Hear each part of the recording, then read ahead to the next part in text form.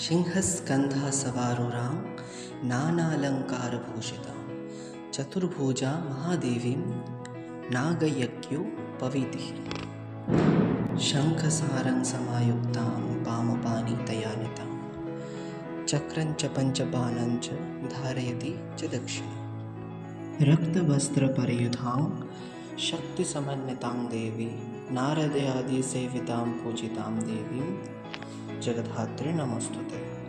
त्रिवलिवलयोपे च नाम्रणालमृणालिनी रत्नदीपे महाद्वीपे सिंहासनसमन्विता प्रफुल्लकमलारूढां ध्येयत्यं भवगेहिनीं ॐ दुं जगद्धात्री दुर्गायै नमः। Hello guys, welcome to my YouTube channel clears with Shubham.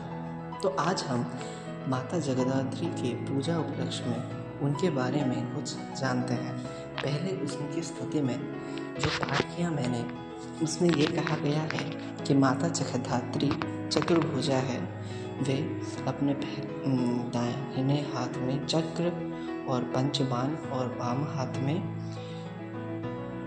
शंख और सारंग धारण करती है। वे नाग यज्ञ पवीत धारण करती है। मस्तक पर चंद्र सुशोभित है उन्हें माता दुर्गा का ही मूल स्वरूप कहा गया है। वे सिंह के ऊपर विराजती हैं और अहम तथा काल का नाश करती है। उन्होंने एक बार देवताओं के अहम का नाश किया था। देवताओं के अनुरोध पर माता आदिशक्ति दुर्गा के रूप में प्रकट होकर जब महिषासुर का वध किया और उनके वध करने से पहले देवताओं ने उन्हें रण में जाने से पहले अपने आयुध यानी अस्त्र शस्त्र से सुशोभित किया था। और युद्ध में विजय प्राप्त होने के बाद देवताओं को ये लगने लगा कि उन्हीं के दिए हुए शक्ति के कारण देवी महिषासुर को मार पाई।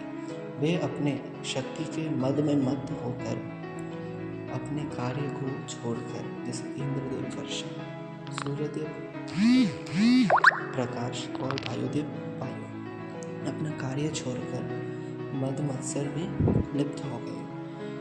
त्रिदेव जब देवी के पास पहुँचे और कहा कि हे देवी, सारा जगत त्राही त्राही कर रहा है क्योंकि सारे देव अपने कर्तव्य को भूलकर मद मत्सर में लिप्त है। अब आप ही कुछ कीजिए। तब माता आदिशक्ति ने एक सामान्य एक बूढ़े औरत के रूप में उनके पास गई। पास जाते वक्त वे देवता तब अप्सराओं का नृत्य देख रहे थे। तब माता ने उनसे कहा कि हे देवताओं, आप इतने मद मात्सर्य में लिप्त क्यों हैं? आपका कर्तव्य का क्या हुआ? तब देवताओं ने कहा, हे बुढ़िया, तुम हमें मत समझाओ। हम जगत के सर्वश्रेष्ठ शक्तिशाली देवताएं हैं। हमारी शक्ति इतनी है कि हम कहीं से भी कुछ भी कर सकते हैं, तो तुम हमारे सामने मत आओ। तब देवी ने कहा, अपने शक्ति में तुम इतने लिप्त हो चुके हो कि तुम अपना कर्तव्य भूल चुके हो। अगर इतनी ही शक्ति है तो यह जो घास का तिनका है उसे उखाड़ कर दिखाओ।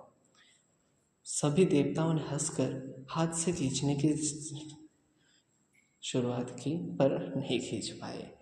अपनी शक्तियों की एकत्र करके उस घास पर प्रहार किया, पर फिर भी वो तिनका टस से मस नहीं हुआ। ये चमत्कार देखकर देवताओं को समझ आ गया कि सामने जो है वो कोई साधारण नारी नहीं है। तब उनके विनय करने पर तब आदिशक्ति वहाँ पे जगद्धात्री के रूप में प्रकट हुई और उन्होंने कहा कि मैं स्वयं शक्ति हूँ। तुम्हारे दिए हुए अस्त्र शस्त्र के बगैर भी मैं उस महिषासुर का नाश कर सकती थी, पर तुमने दिया, तुम्हारा उपहार समझ के मैंने वो रखा। मेरी ही शक्ति के वजह से तुम ये जगत का संचालन कर पाते हो। तुम्हारे अंदर जो शक्ति है वो स्वयं मैं ही हूँ, तो ये मत भूलो कभी भी। तब देवताओं ने उनके सामने नतमस्तक होकर अपने अहंकार को त्याग दिया। उनके अहंकार रूपे काले अंधेरे से निकला एक हस्ती रूपी राक्षस। देवी जगद्धात्री दुर्गा ने उसी राक्षस का नाश करके अपने वाहन के नीचे उसे स्थान दिया। अपने वाहन मतलब सिंह के पैरों के नीचे उस हस्ती को स्थान दिया और खुद सिंह के ऊपर कमलासन में देवी प्रविष्ट हुई।